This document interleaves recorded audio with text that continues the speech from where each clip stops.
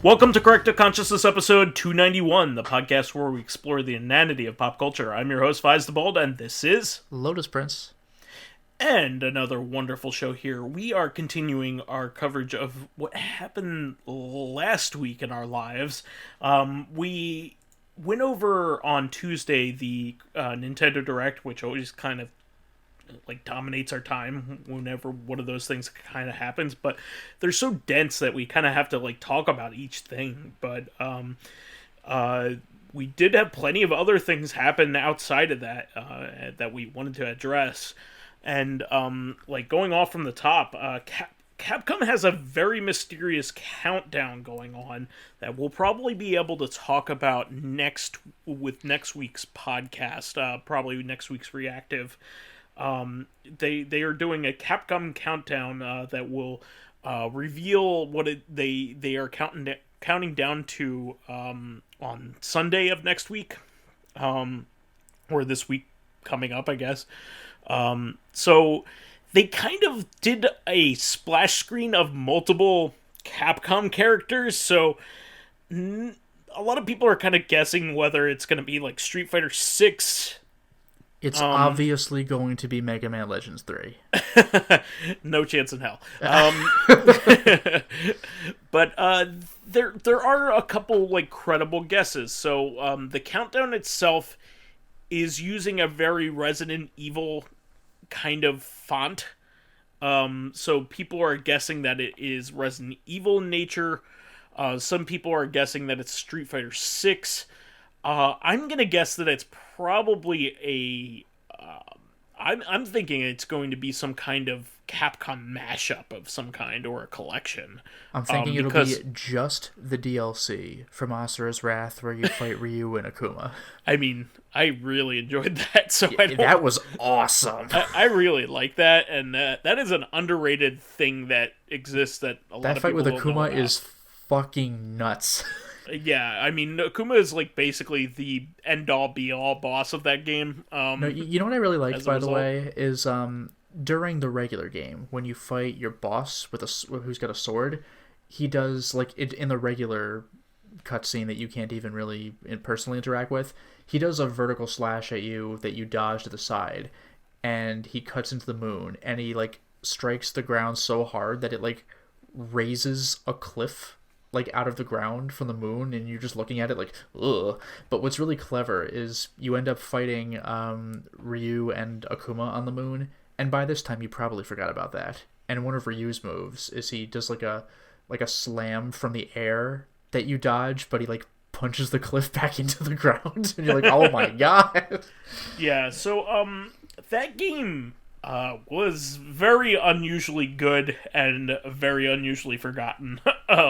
That game needs a port. They ported freaking Vanquish and Bayonetta. Yeah, but and El Shaddai, they saved that game. I'm very happy they did. I'm one of the 10 people who actually played El Shaddai. Yeah. But Asura's Wrath is a Capcom title.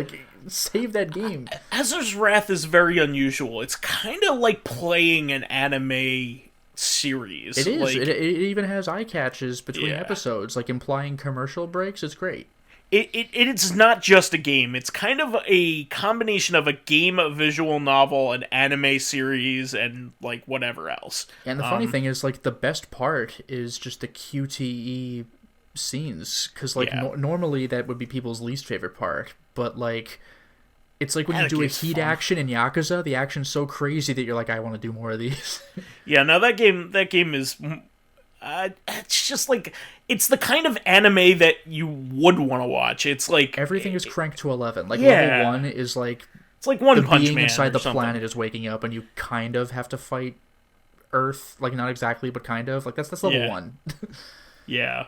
But, this Capcom Countdown, I don't think it's going to be another arcade collection because they've done a couple of those. You're not going to do an epic countdown for that. Yeah, exactly. Although I will throw this one out there, by the way. As a general rule, I really dislike this whole thing. There's a countdown. It makes me think of for the movies, a teaser for a trailer. It's just tell me the damn news. Or if you want to wait until Sunday, just tell me the damn news on Sunday. Don't give me this bullshit about, like, we're counting down. Just, like, Either tell me or don't. I don't care for countdowns, especially because everyone's going to think all these insane things. I guarantee you, many people are going to unironically believe Mega Man Legends 3, and then it's not going to happen, and they're going to get mad over something that, like, wasn't their not fault. Capcom's fault. Yeah. Yeah.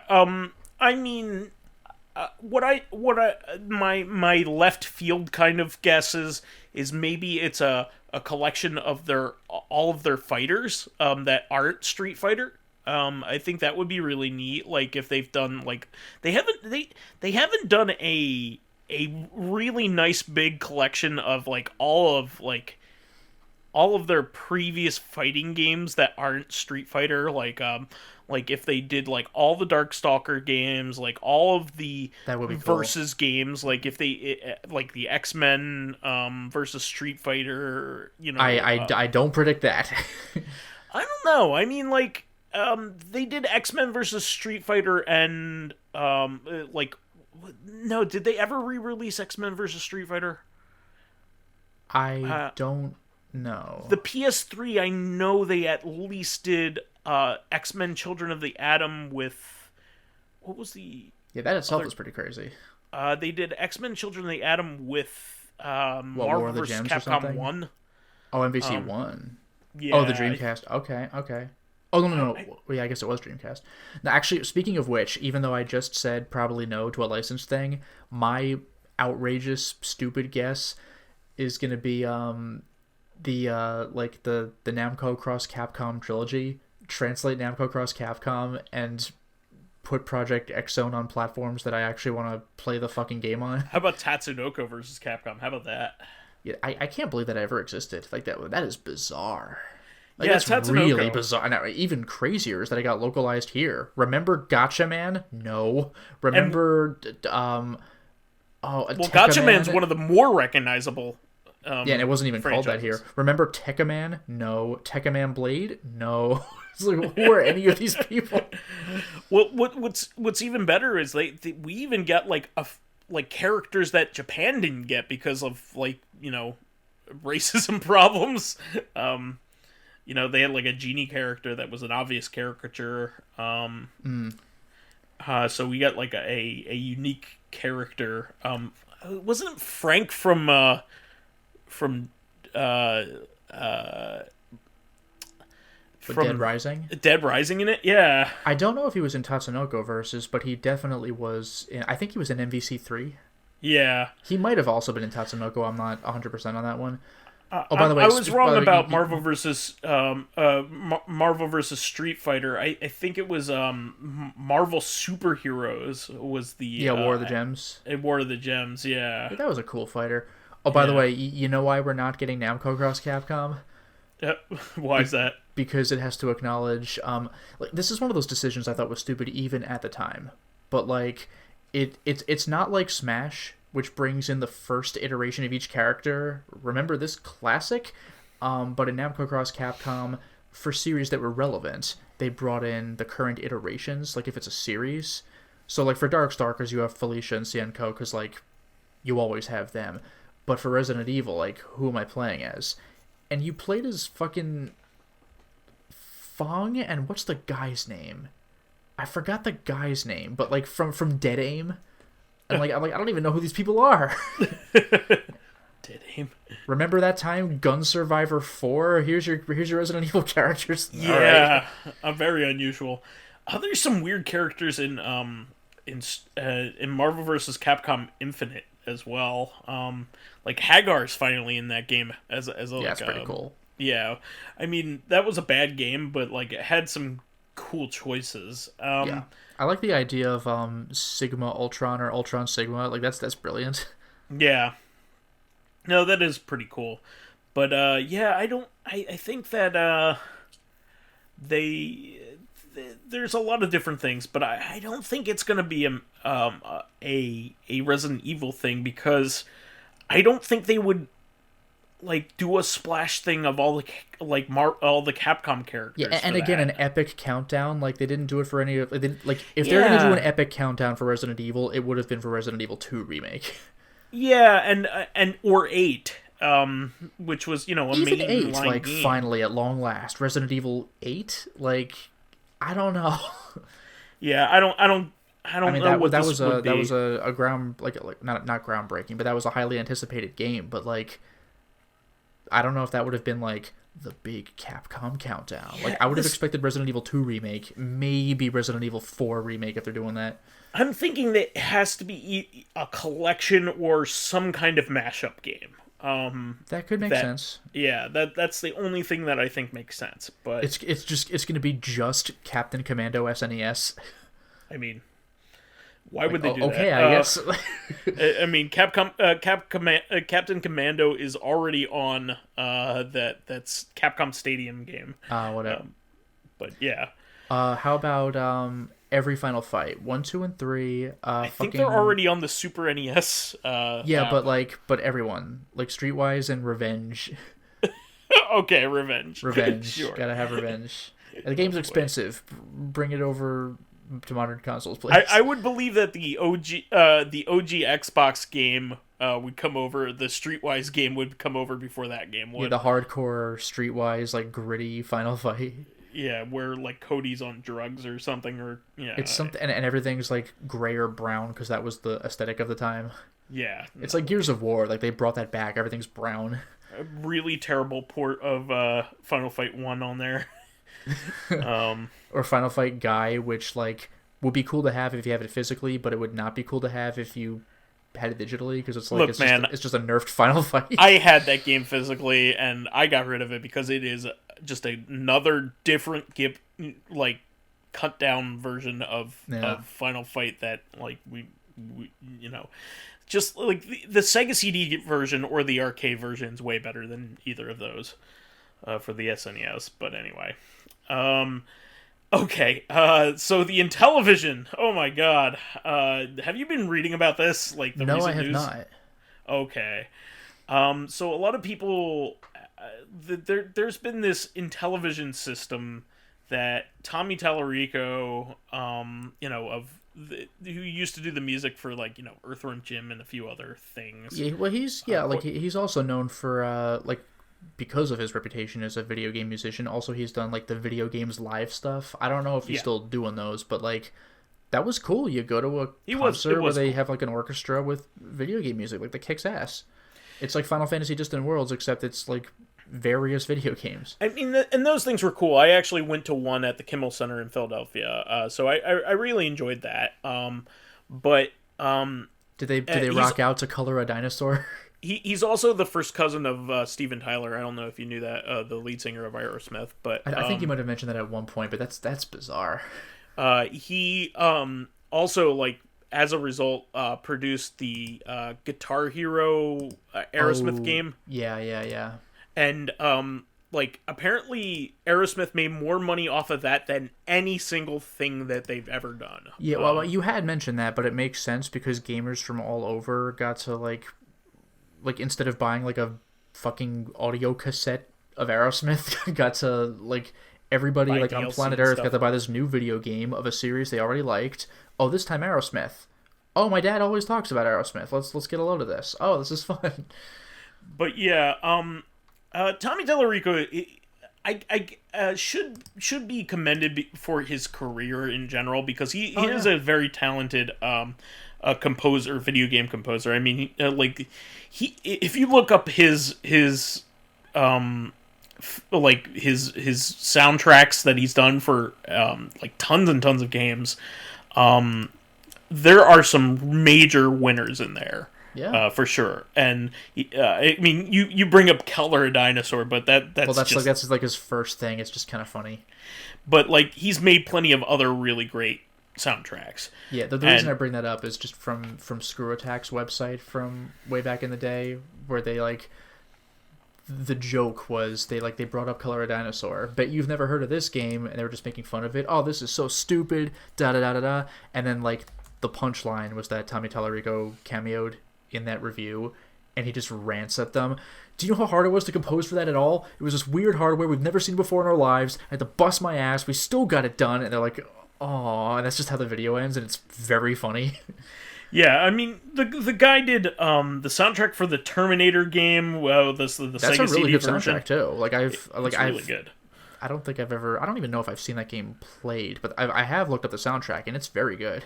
The Cool Spot soundtrack, which was excellent. Cool Spot in general, like, shouldn't be as good as it is. Like that, it's a 7-Up promotional game, and it's actually pretty cool. Disney's the Sega Genesis Aladdin, which has an excellent soundtrack. Yes, that's got like as authentic as you're gonna get from a Genesis Disney tracks. Mm-hmm.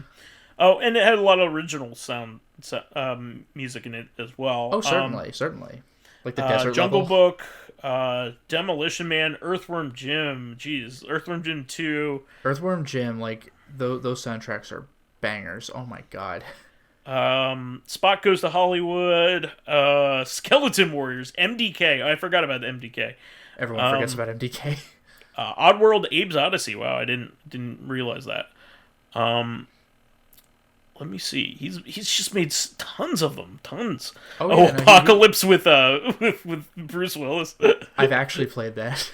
That game was kind of okay. Like the fact that it's Bruce Willis is like 100% incidental. Pac-Man World. Wow, I didn't know that. The Spider-Man game from 2000. No way. The 64 the PS1 Activision game? one. Yeah. Wow. You got Bruce Campbell and you got Tommy Tallarico. Evil Dead: Hail the King. I didn't know that. Messiah. Let's see. Yeah, he's a very prolific musician. That's why I was going to mention like, video game composer back in the day. But like he was prolific. Like he did a ton. No, there's some really good stuff here, and that's just like only some of it. So that's really really awesome. But yeah, I mean his recent attitudes have been like I feel like he's under so much stress that he's acting differently than he normally would. He's been kind of a hothead, and he's been trying to pimp this Intellivision Amico system. Yeah. For a while now to try to get it going where I think his original idea was to make something similar to the Wii, family friendly and easy to operate. Okay. But didn't really have the the hardware chops or like the exclusives. I mean, there was supposedly a new Earthworm Jim game coming out, but Earthworm Jim has its problems. Let's just say that it's made by Doug TenNapel, who is like a big transphobe.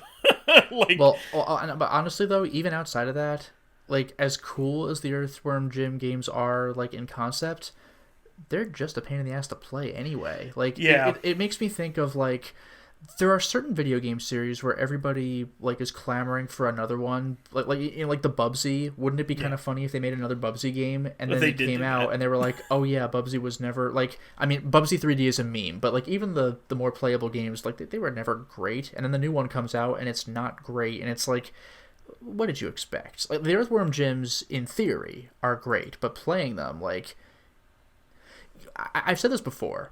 There are certain sequences in video games that are actually kind of easy, but you're going to die 1,000 times figuring out what to do, and that's, like, the entirety of Earthworm Jim. You don't know what the fuck you're supposed to do, because each level has gimmicks that are, like, not terribly well telegraphed. There are bosses that you don't know how to beat, and they're hard. Like, they're hard anyway. Yeah, they just control kind of jankily. Yeah. That's the best way you could describe it. Gorgeous animation, gorgeous music, great sense of humor. Watch someone else play them. Yeah, they control poorly. Like, especially the jumping mechanics are very, very odd. Although it never gets old, though, when you get hurt, to hear Earthworm Jim go, son of a... Like, from that era, that's hilarious. There were a lot of really great voice clips. Wasn't that, like, Dan Castellaneta or Hank Azaria or something? I think it's Hank Azaria, yeah. Okay. Yeah. But groovy. But I think it's at least him in the cartoon. Okay. Ow! Yeah. Wildman. Yeah, Earthworm Jim was great. I in terms of that, but like You're right. It just did not control well. Like, even watching you play it when I was like at your parents' house back when we were in college or something, like you actually kind of knew what you were doing. And that game still was like a pain in the ass. I can beat both of the Earthworm Jim games, but only as an adult. When I was a kid, they were just so fucking hard. That one boss who's like the malicious bird who throws the puppies, and you got to catch the puppies. Yeah. Like that's something you know exactly what you have to do. And that level's fucking impossible. Yeah, no, there's plenty of games where you also levels where you just kind of have to figure it out as you go along too. Yeah, the heck level, like what am I doing? Yeah, even that was really difficult for me to figure out because you have to figure out that you have to jump over the flame that is gradually whittling around down the platform that the bad guy's on, and how would you even recognize that it's gradually whittling this thing down unless you I remember you specifically asked me, you're approaching the boss and you're like, quick, this boss is unconventional, how do I beat it? And I'm throwing out weird guesses that I've heard of being done in other games, maybe it's this, jump on his head, no, let the boss kill itself, it's just a timed cycle that you have to sit through, no, alright. It's true though. It's one of those things, but Doug Ten-Apple's a really gigantic piece of shit, and anytime that he rears his public head, he seems to make it worse. He's kind of like Graham Linneman, like that. Oh yeah, Linehan, yeah. Linneman. It's Linehan, like Linehan. Yeah, but he's the guy who has made 3 wonderful shows, and probably more than that. But he is a gigantic piece of shit. It's like J.K. Rowling. She went from being cool person on Twitter to now the only time I speak is specifically to piss people off. Yeah, I don't know how to really even understand how what kind of rabbit hole these people have dug for themselves. They I don't even know if it's a rabbit hole. It's just weird to me that also they have this negative characteristic. Oh, that's unfortunate. But then they double down hard, and it becomes their whole identity. I was just gonna say, so much so that it's everything that they talk about. The fact that you're the one who created Harry Potter is no longer your most prominent trait. That's genuinely impressive. How the fuck do you do that? It's almost it's gotten to the point where it's almost like the brand has to continue on despite them. Yeah. Well, it was because, the Dragon Quest music. Yeah. All of Square Enix is we know. Basically a Japanese version of a Nazi. You know it's bad when the company publicly declares his opinions do not necessarily represent that of Square Enix. I was saying that to our friend Luminaire. Vice, can you imagine saying something so stupid that the bank you work at is just publicly on Twitter, the whole company name is pay no attention to that guy, that is a fuck up. But being so powerful that you still are producing things for them publicly and they can't get rid of you. Yeah. That's the other end of it. Is normally they get rid of people like that. This person was so powerful with the soundtrack making. I mean, he's one of the founding people of Dragon Quest. I mean, he's part of the reason why people love Dragon Quest. And he's influential about sountrags in general. Wasn't he the first guy to put a crescendo in a Nintendo tune? He's fantastic in every way when it comes to music, but he's a gigantic piece of shit. He's just a gigantic piece of shit. I mean, it's kind of like Bill Cosby. I mean, insanely influential and important. He produces Little But Gold, but oh wait.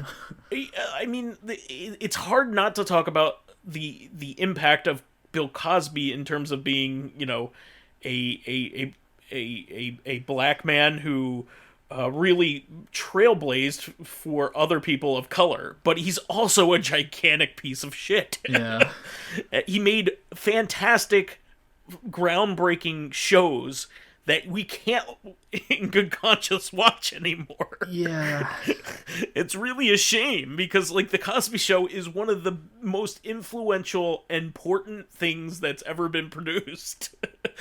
And it was made and shepherded by a gigantic piece of shit. Yep.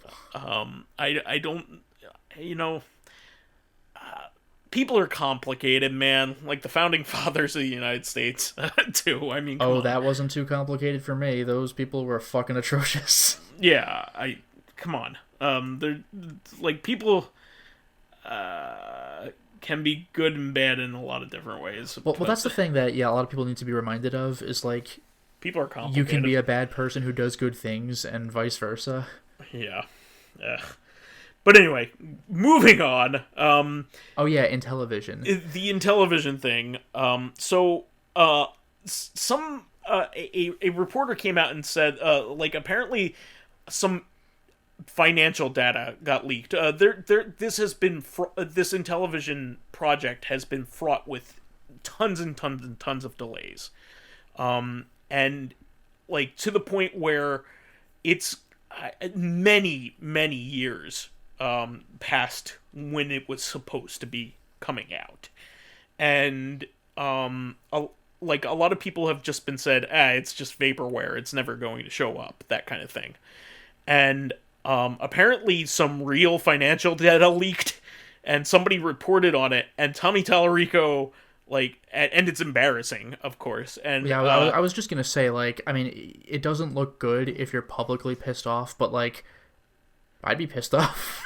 Well, Tommy Tallarico flipped out at a reporter who reported on the leak, not the person who created the leak or well, I still do kind of get that, though. It does piss me off when I know that leaks are the coolest thing to report. Oh, it was leaked, but you shouldn't do that.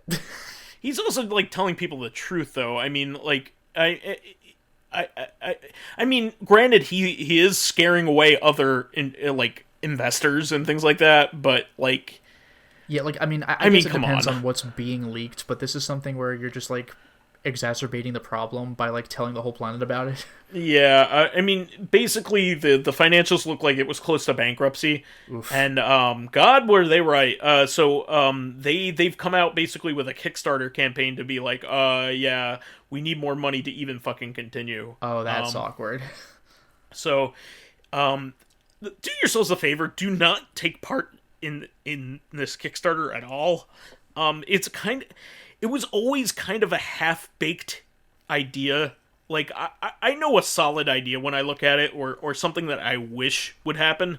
This is not for many people to begin with. The Switch is really what you want, if you want that kind of thing. It is the most pared-down, easy-to-figure-out console with a lot of different things that you can do with your kids on it. It has mainstream support, and it's already out. And it's backed by a big company, and it's easy to use, and all of that shit. And very charming and great. This half-baked thing where, maybe it might have an Earthworm Jim game on it. Yeah. The Intellivision, was never around for all that long, and it did have some, fans of it at the time, but even it's not even looked at that fondly compared to the Atari. I was gonna say, people have fond memories of the Atari and maybe the Colecovision, but it's do you even remember the Intellivision? The Intellivision's actually my cousins had it when they were kids, so they really loved it. All right. And it does have better graphics than the Atari 2600. It does have that going for it. Okay. So does everything, but well. out of the three major systems of that era, the Atari 2600, the Intellivision, and the ColecoVision. The ColecoVision's my favorite because it was closest to the arcade games at the time.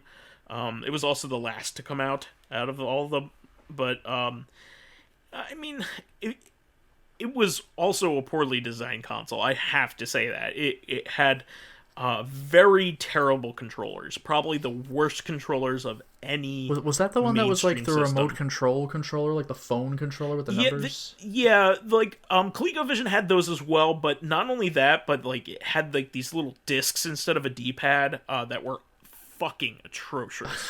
Just awful. Even worse than the joysticks kind of ones that were on the ColecoVision. Just fucking atrocious. I mean, it had the voice module. B-17 Bomber. It had a bunch of Tron games on it. That like that's about it. I mean, it was made by Mattel. What do you want? Yeah. It don't support this. Also, Tommy Tellerico has just been like flipping out constantly at people like naysayers and stuff like that. But that's because he hasn't really shown anything. They struck a nerve. Yeah, he hasn't been showing anything concrete to anybody, and looks like his shit's falling apart, and it is. So, I mean, people are right to kind of malign it, and also try to tell people to stay away from it because, this is how you lose your money. Like this is the kind of Kickstarter that will lose your money. I guarantee it. I don't expect this thing to ever come out. It is that problematic. It's hard to make a video game system. I don't know if people really understand that. Like, you can't just make it and then be successful. Like, you need to have a library. You need to have people backing it. You need to have developers. You need to have your own games. You need to have that's exclusives. The whole thing. Like, unless you're making like an SNES classic, here, done. That's the package. Like, yeah, like when you finally release the thing, that's not the end of your work. That's the start of your work. I mean, remember the thing that Towerfall was originally on? The Ouya. The Ouya, yeah. The Ouya was like the last thing to be like this, right? Like Towerfall was the only thing keeping that thing alive, and it immediately got ported. And that was a great game. Yeah, it still is. Like that's one of those games that like when we go to MagFest, our friend Perry brings over. I don't know if it's his PS4, but somebody brings a PS4, and that is a party game. Yeah, the Switch version even has 6-player, which that's is freaking nuts. Even better.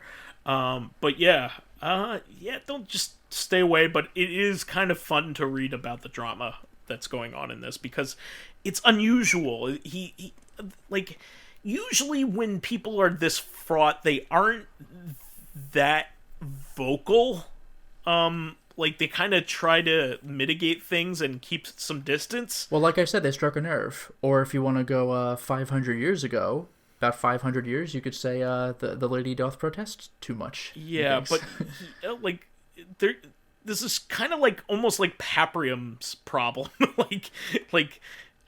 The guy who makes that is very vocal. and that was very problematic and had tons of issues. Financial issues, yeah. Exacerbated by the fact that he doesn't know how to convey his rants.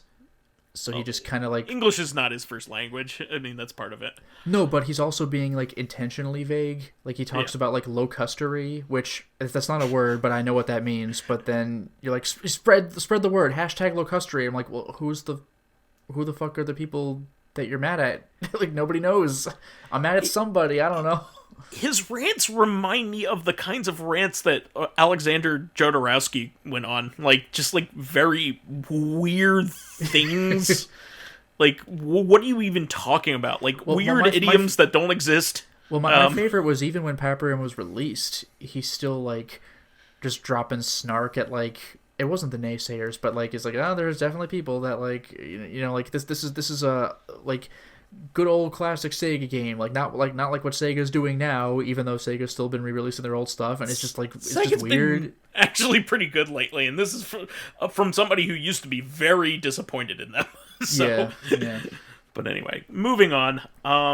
This is a pretty substantiated rumor, and I don't think there is a problem believing that this is happening. But a Batman Arkham collection for Switch has apparently leaked. I don't have a problem believing in that. I think that will have an official announcement very soon. But every time you pick up a Riddler trophy, it makes the Mario 1-up sound. No, you get those gauntlets, just like you were saying. Yes. That's the one thing I've been waiting for. That and like Tekken Tag 2, whatever gimmick it had on the Wii U, if it had one at all. Moving on from that, I suspect that there was at least one more playable character because it's usually in even numbers, but Teenage Mutant Ninja Turtles Shredder's Revenge did confirm Splinter as a playable character. I am not surprised in the least about this because April was the last character to be announced, so that made her a fifth character. Not only that, but like both April and Splinter, people have been waiting for that forever. Like, they probably could fight. Like, I don't know about like 80s cartoon April, but April in general, and she actually was. She becomes a ninja later on. I was gonna say she was a badass in some of the series, and she actually was a playable character on Genesis. So it's like, come on, and like Splinter, we know he's the old master, but he's got to be capable of something, and like. Sure. Yeah, there you go. I'm a little surprised that they didn't choose Casey Jones first. Because he's a very obvious fighter. But they might be announcing more playable characters. So they have to learn what a crumpet is before they make him playable. Well, Casey Jones has been around in the comics since very early on. I mean, April didn't come until the issue 2 or 3. And Casey Jones was just after that in like issue 4. Yeah, they're both they're OG. Yeah. And Casey April, Jones, like it might be easy to think like he was a later character for the kids. Like, he's been around. No, he's been around since the beginning. Like the first Turtles movie, like the live action one, that was basically an interpretation of the first few comics. Yeah. And the comics are really, really good. I recommend people seek those out because people pretty much probably know it from the cartoon. Well, that's the thing. Cartoons. Like when we saw the movie back in the day, we were like, "This is like a dark, gritty version of the Turtles," but no, that's the Turtles. Like, the '80s show is a comical interpretation of the Turtles. Yeah, actually, what's really interesting is they had multiple volumes of the comic. It went through like various iterations back in the day. They had like 2 volumes under the original Mirage imprint with Eastman and Laird. Yep. And that was the comic book company that they owned. But there was a 3rd volume that was done with Image Comics that went off in another direction that was really neat. And they... it wasn't popular, but in hindsight it was. Like, people really liked it. Like, they were like, oh man, whatever happened to that? And it had gotten canceled because people didn't read it back then. But, like, now people are looking back at it and going, well, that was actually pretty good. They never finished the storyline that they had been working toward. So they actually wrote 3 more issues, like, last year to finish up that like storyline that never went anywhere, which I thought was really neat. And they put it in trade paperbacks. So I just thought that was interesting, so I picked that up recently. But yeah, I'm excited for this game in general. Shredder's Revenge looks just like a celebration of Turtles history, the Turtles TV show, and Turtles video game. So it looks like Turtles 2, the arcade game, or possibly Turtles in Time, and like I'm into that. I'm all over about it. I'm all over it. Speaking of games that like were translated, and brought back out of the dead, River City Girls Zero is out. This is the Super Famicom game that stars Kunio and Ricky, but also has their girlfriends in it that became the stars of River City Girls. Yeah, I mentioned this last time, but I think a lot of people assumed, including me, River City Girls. Oh, these new characters, it's like a female interpretation. But no, they've been around since nearly the beginning. And River City Girls even has something in one of its endings that, like, winks at the fact. They're like, what? But you're from a game that never even made it in English. And like, well, now they're finally doing it. It's just it's like a super esoteric joke. Like, who's gonna, like, you have to be like a hardcore Kunio fan who's actively sought this out. Like, that is a joke for like 50 people. And I'm one of them. Yeah. But yeah, I talk about the Technos games a lot, and this is like probably their best beat 'em up that era, I should say. Yeah. This is like one of the better beat 'em ups for the Super Nintendo, and that's saying a lot because that was a system for that kind of thing. But yeah, this was a good game, so I'm glad that that's coming out. It was called Neketsu Koha Tenshin no Boka or something like that, and now it's called River City Girl Zero, which is a much easier name. Yeah, fair enough. Also, Valles Collection is out. We talked about that, about limited runs version of that. Yeah. I just wanted to say that it was out. It's kind of expensive though. It's like $40. It's surprisingly expensive for what it is. Yeah. Especially considering those games are kind of mediocre. I would pay $20 for it. I did. This is just to give an idea. I bought River City Girl Zero, the limited run version of that, but I did not buy the Valles Collection, and I own the real versions of those for the PC Engine, but like they're not that great. I mean, they're fun in concept. They're fun as like FMV curiosities of the era, like CD games of the era, but they're not nearly as good as some of the better character action games of that era. Certainly not as good as, anything like a Castlevania or anything like that. They're not even approaching that. They're just kind of fun and kitschy, but I'm not gonna buy it for that amount of money. Yeah. Speaking of old unearthed games, and one of the most... I'm sorry, is there perhaps a synonym for unearthed that you could think of? I said it on purpose. Oh my god. This is one of the best names of any remake I've ever seen. Yeah. So Powerslave : Exhumed is out. And do you know why that's funny? Well, partly because this was the FPS that took place in ancient Egypt, right? Correct. So yeah, there's the exhuming of an actual body, but also the digging up and resurrection of this old video game title. It's even better than that. No kidding. So the overseas title of the game is Exhumed, not Powerslave. Oh, okay. So it is title: Yeah, it's Resident Evil 7 Biohazard. Yeah, literally like the same kind of situation. It's Yakuza 7, or it's Yakuza : like a dragon. Yeah, so the colon describes it in several ways. But yeah, Powerslave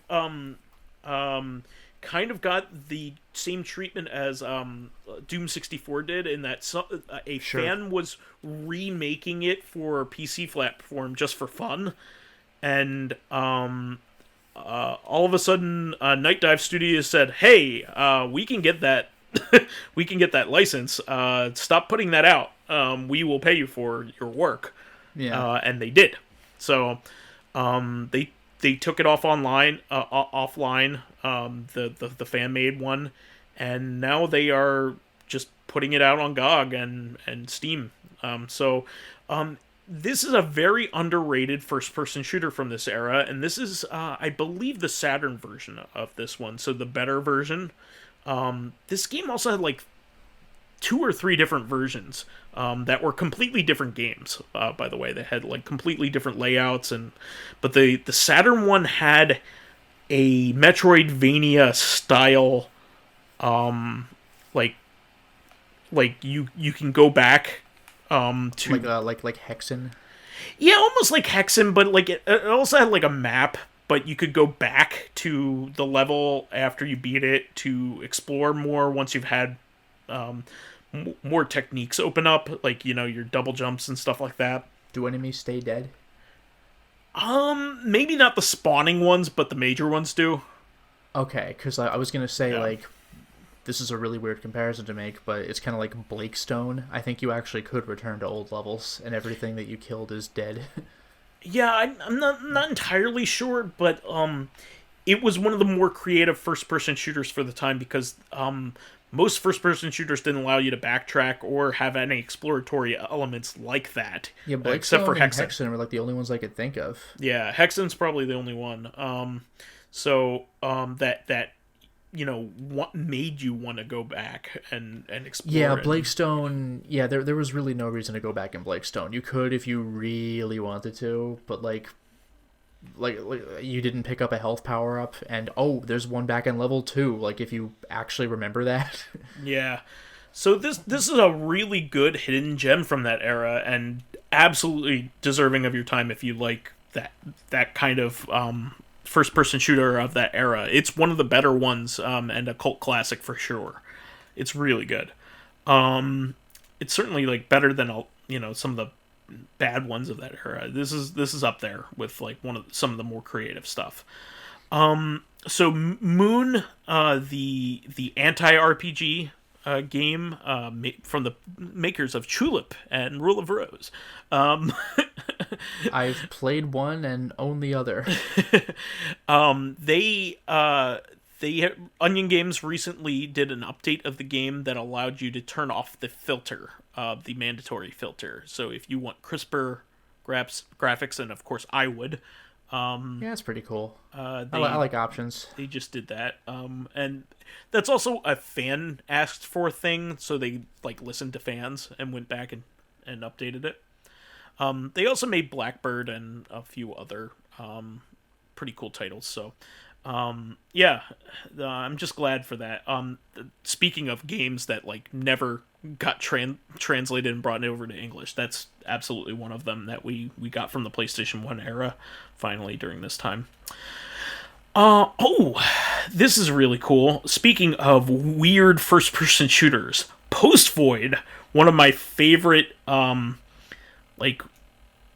surprises, I guess, of a couple years ago, came out on Steam. I think it was a year ago at this point, because it was right around when the pandemic first started. But Post Void. This game is like, imagine Hotline Miami mixed with Holics. Do you remember Holics? Oh, is that like weird RPG yes. where everything's crazy? Yeah, yes. I've seen speedruns of it. It's fucking nuts. It's like if you combine those two things, but it was a first-person shooting roguelite. Okay. If it's kind of like mixed with like Nuclear Throne. It's kind of similar to Nuclear Throne, but it's a first-person shooter. Okay. Yeah, so like you get a different ability at the end of each level. And you can get like a little further. One of the characteristics of this game is it's extremely fast. They want you to run through the level and get to the end of it very quickly, or else you die. And it's very trippy, very weird, but the music is pumping, so it's a lot of fun and it's very energetic. And that's coming to PS4 and PS5. It was very cheap when it came out on Steam, so I hope they're retaining that. But it is one of those games that it's just a lot of fun. It's really, really good. I enjoyed it. Also, Lotus, Tokimeki Memorial is finally coming as a fan translation. My goodness, I forgot what that like. This is another one of those things where I've heard the title 100 times, but I don't know what it is. So it's the Konami one that is most famous for. It's probably the most famous dating sim of its era, on the Saturn. It was on PC Engine, I think, first, and then like the Saturn version is like the definitive version or whatever. But it was very popular in Japan, like extremely popular. This was like one of the reasons why the PC Engine CD was popular over there. But it's a Konami game. It is also one of the first games that Koji Igarashi worked on. I think he got a thank you in it, but he like worked on it, but he only in a smaller capacity. I think his wife was working on it at the time. But anyway, people have been kind of clamoring for a fan translation of it because it's so influential. It is not my type of game, so I wouldn't ever be playing it. But it's one of those games where you have to manage like all the girls and like like the best ending or the best girl is the hardest one to get, and you have to like get everybody else to like you before she'll like you, kind of thing. Sure. It's one of those things you have to like use a guide on because it's like completely ridiculous. Like, how can you ever guess what you're supposed to do, kind of thing. But it was like very popular because of the themes and stuff like that. But here's the kicker, Lotus. It is not the version that anybody wants. Oh, yeah? They are fan translating the Game Boy Color game version of the game.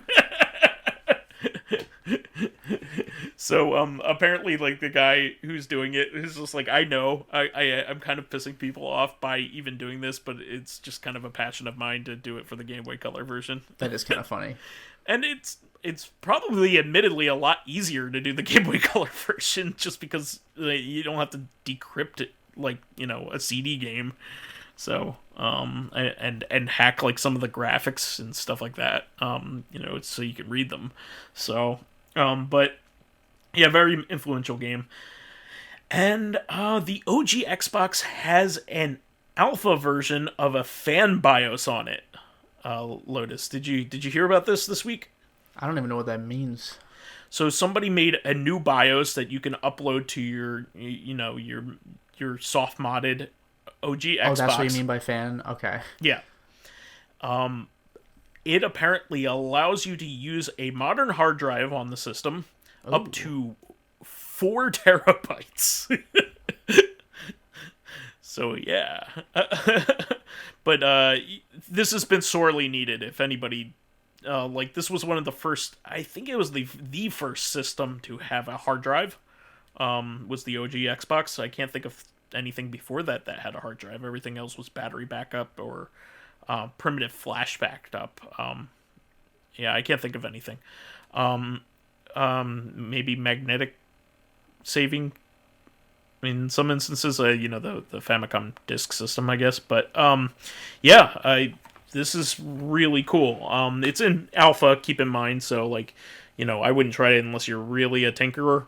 But, when this becomes more mature, my OG Xbox needs some love and needs to be, needs all, that RAM upgrade that that you I actually bought the chips for it for mine. It was it was something insane. It was 30 cents. Nobody gives two shits about chips that small anymore.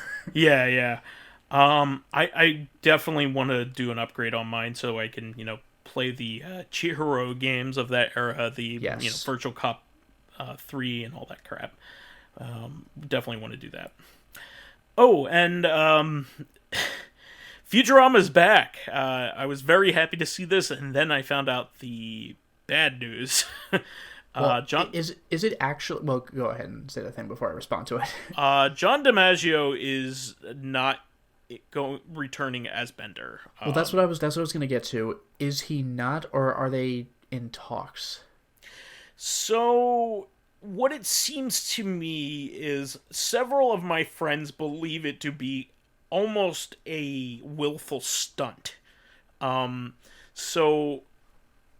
They apparently John DiMaggio wants to be paid the same as Katie Seagal and Billy West or more. I know Billy West does many characters on the show, so I can sure. In addition to being the main character. Yes. I would think that he would be the highest paid easily. Because he does, Dr. Farnsworth and Fry and many other characters. It's hard to believe he also does Farnsworth and Ren and Stimpy and the Red M&M. Yeah, it's freaking crazy. He's probably the most talented voice actor we've had since Mel Blanc. Also, Zap Brannigan, right? Zap Brannigan. Also, he is Bugs Bunny at one point. Billy West himself was Bugs Bunny? He was Bugs Bunny, yes. Damn, okay, there you go. Like I said, he's probably the most talented cartoon voice actor SpongeBob. well, no, he's not SpongeBob. Is he not SpongeBob? No, Billy SpongeBob West? is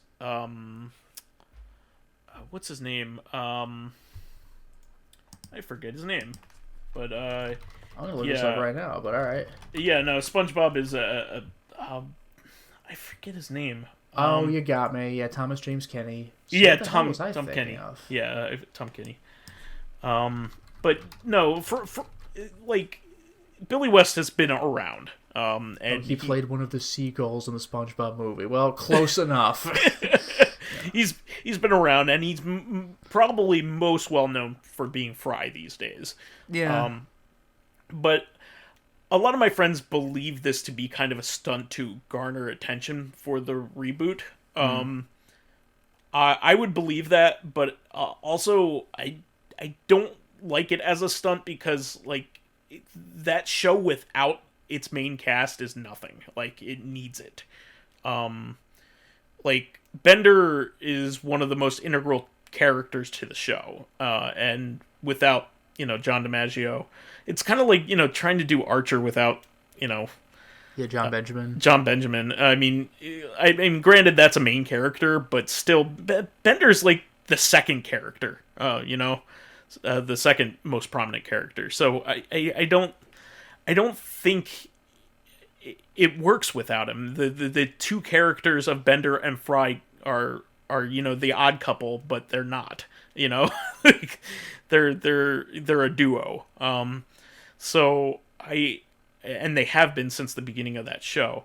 What I do think is great is just the amount of I can't wait for the cold open to make fun of how many times they've been rebooted, because they did that before. Oh yeah, like the billboard thing.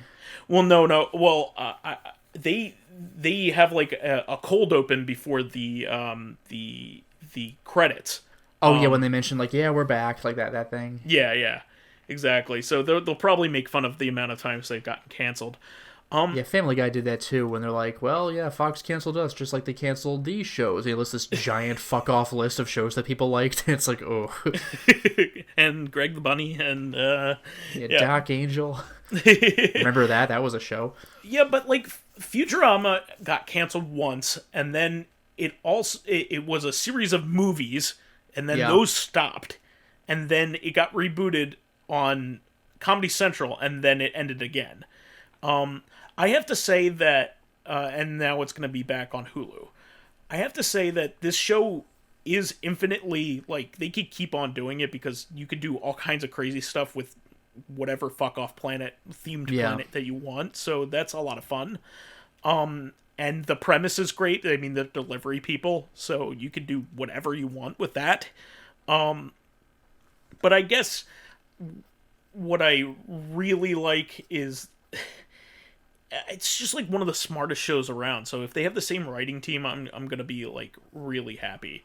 When they brought it back, the movies were a little weak, but the second series, the one that was on Comedy Central, was just as good as the original. What was that? No, I was just saying it was very good.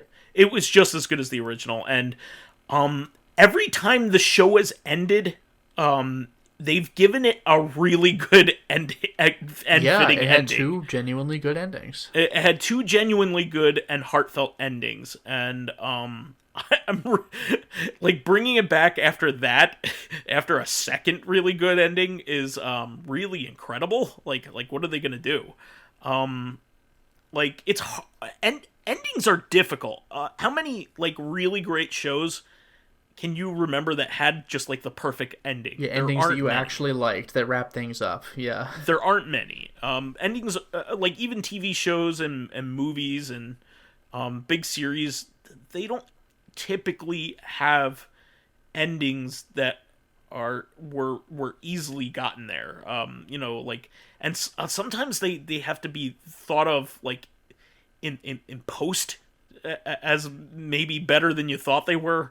Like the Dark Tower, for instance. When people first read that, they flipped their shit.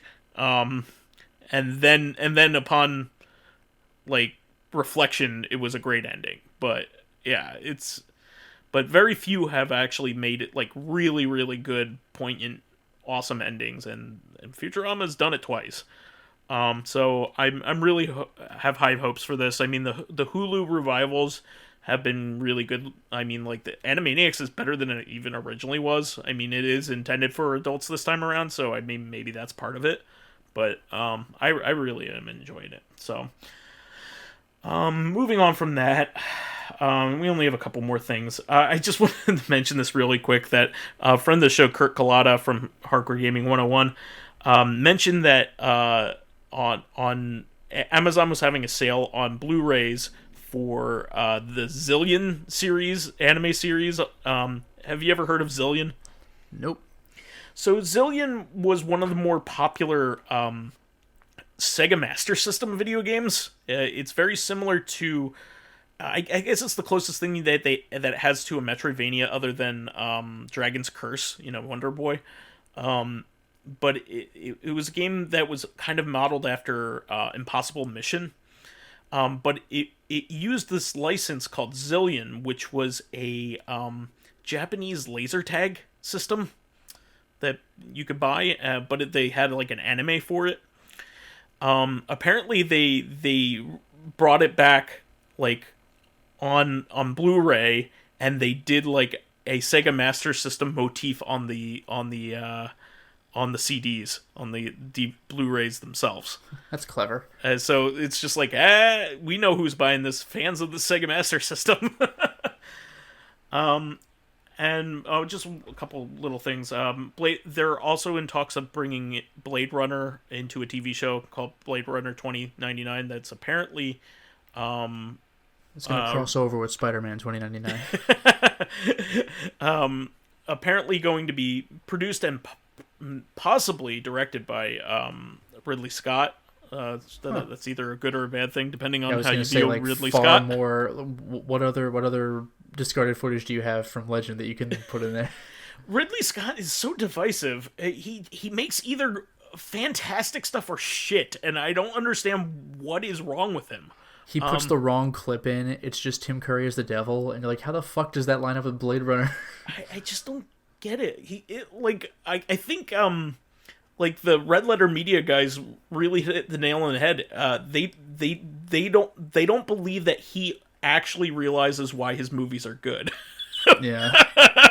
Which is like, how do you even do what he's done by accident? It's like George Lucas. Like, what if I kept tweaking my movies to make them less desirable? Like, Blade Runner and Alien are two of the best movies ever fucking made. Like, they're two of my favorite movies of all time. Yeah, and then he's like, you know what you needed is an origin to the aliens and to the space jockey, so the whole mystique which made the movie interesting is retroactively removed. To both of them. Yeah. And combine them. But somehow, every once in a while, he makes, like, a great movie again, but then interrupts it with a bad one, like, right after it. But, like, apparently The Last Duel or whatever that movie was... Yeah, the new one. Yeah. The new one that he put out is one of his best movies, which is saying a lot, because he's made a lot of good movies, but he's also made a lot of crap. So, I don't get it. Like, I can't call him one of my favorite directors, even though he's made, like, my 3 favorite movies of all time, 2 of them are his. That's yep. How bad it is. And like, Gladiator's also spectacular. Oh, Gladiator's amazing. Like, I saw that movie twice in the theater when it came out. I mean, he has a knack, but then he makes a really bad Robin Hood after that. Like he made like one of the worst versions of Robin Hood. He made that Kingdom of Heaven. That movie's actually really good. Like, in hindsight, I think people kind of ragged on it when it came out, but like, it's actually like a lot better in hindsight. Like one of those things, but yeah, I don't know. The Blade Runner sequel, by the way, that he produced and did not direct, is fantastic, though. I really liked it. I don't think I should have liked it. You know what I mean? Like, it's one of those movies, like, geez, like, I did not expect to like it that much. It's made by the same guy who made Dune, which is also fantastic. But, finally, some bad news. Rest in peace, Ivan Reitman, director of Stripes, Ghostbusters and Meatballs. I was gonna say Meatballs first. Yeah. I think Animal House. No, that was. Was that not? That was John Lasseter or It does say like, oh, okay, producer okay. for Animal House. Yeah, I've the guy who made the Twilight Zone movies that killed somebody. Who's that? John Landis. Oh, I didn't realize it was a Twilight Zone movie. I knew one of his movies did that, but yes. John Landis and his son is a piece of shit too. But Max Landis. But no, Ivan Reitman's a good guy. Ivan Reitman is known for collaborating with Bill Murray on those major films. All three of those films had Bill Murray in them. Even Meatballs did. But it's a shame. But his son just made the new Ghostbusters movie, Afterlife. By most people's, standards, that movie was a pretty decent success. It wasn't perfect, but it was better than people were expecting. So, at least he got to see his son kind of like revive the thing he was most famous for, which is, a nice blessing.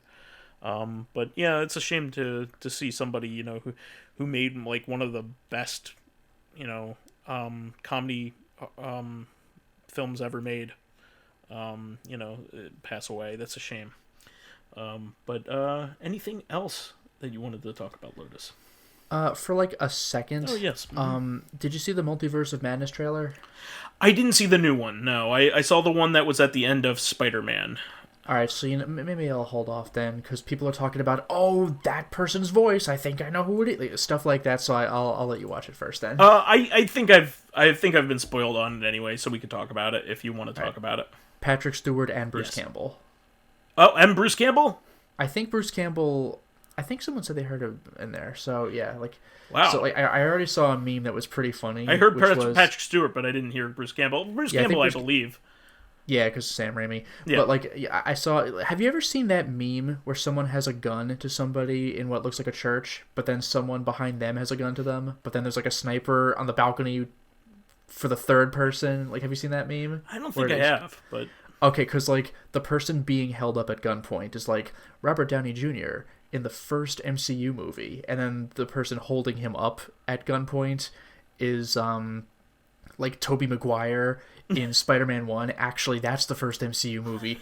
And then like the sniper up X-Men, on the yeah, you're right. Yeah, and then behind him is like, Patrick Stewart in the first X-Men movie. And then the sniper on the balcony is like Bruce Campbell as Ash. I was gonna say maybe they might even bring Ash into it. That's like Ash Marvel zombies. I mean, the funniest shit. It's like, it's so stupid. That's great. Like everything. Well, you know what? Some people have been hoping that like with Jurassic Park being part of Universal, and they're being real nostalgic. They're bringing back. Speaking of, they're bringing back Sam Neill and Laura Dern. And aren't they also bringing back Jeff Goldblum? Jeff Goldblum, but he was in the last one, so that okay, that makes sense. Yeah. So I he's not as much of a surprise. A surprise, but they're having the OG 3 main characters in the newest one. People are really hoping that eventually they merge it with Fast and the Furious. Because that's a Universal series. That'd be amazing. What if they went one step further and did Universal Monsters on top of all that? No, I was just gonna say Dr. Alan Grant and Vin Diesel Helsing. and then like Dracula. It's like, what? This is stupid.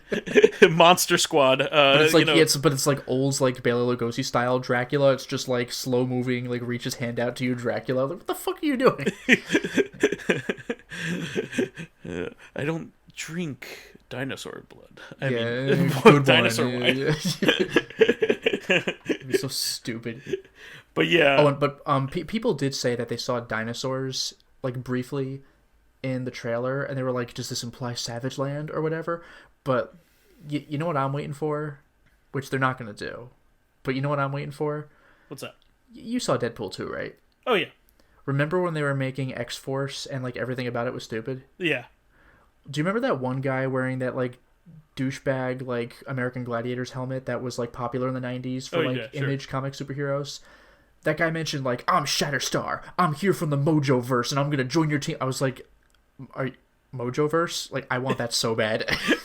I mean, I love the Mojoverse. So. I want to see it. They're not gonna do it, and if they did, it'd be fucking dumb. But I want to see the Mojoverse. I mean, do you remember the X babies from the Mojoverse? Yeah, I'm gonna pass on that one. I just want to see Mojo. He's terrible. Like, I mean, the cartoon made him goofy. He was the guy like what? But like, he has the potential to be genuinely creepy. Oh yeah. I mean, he's basically the embodiment of sleaze. So yeah, like he's this big fat Jabba the Hutt blub who's like Baron Harkonnen, and that he has a machine part that lets him move around. And he did the Ludovico technique like on himself, so his eyes are always open to watch screens. It's just like, Yeah, I've actually been reading the Chris Claremont era of all of that, all the X-Men stuff. So like I'm kind of getting to that point in that saga. I'm gonna do like from when Chris Claremont started, like the late 70s to the early 90s when he like wrapped things up and Jim Lee was doing the art and inspired the cartoon. So like all the big storylines come from that era. So and all the spin-offs too were almost all like spearheaded by Chris Claremont too. I don't know how he was that prolific. He was insane. He wrote like Wolverine and like he even wrote Excalibur for the time. Jeez. And New Mutants, and then like parts of X Factor and X Force. Like, Jesus Christ, what were you doing? Yeah, he just had so much influence over that era. And of course, you know, Deadpool's from X Force or New Mutants. So yeah, from back when he wasn't even goofy, he was just like cool guy with swords and guns. Well, he was a parody to begin with. He was a parody of Deathstroke. He was the Merc with a mouth, but he wasn't like a cartoon and like breaking the fourth wall all the time. He broke it as soon as he got to his own miniseries, which is like his third appearance. But like, yeah, I'm just thinking like I have an old X Factor book, and he's just like he is cool, overly quick, serious, badass. Yeah, he's overly serious in it, for sure. He's like, whatever, babe, but he's firing his machine gun. Like, this is, come on. That's very who's the muscle guy from that time? Wasn't he just Strong Guy? Oh yeah, there was a strong guy from X Factor. It was literally called Strong Guy. Yeah, but that's not what I meant. I meant it was Eric Larson and Rob Liefeld. Rob Liefeld was. Oh, you mean the author? The author and the artist. Okay. Yeah, the guy who drew Captain America, like with like 1,000 muscles. It's like, how does he even stay alive? Yeah, he's just like one big muscle.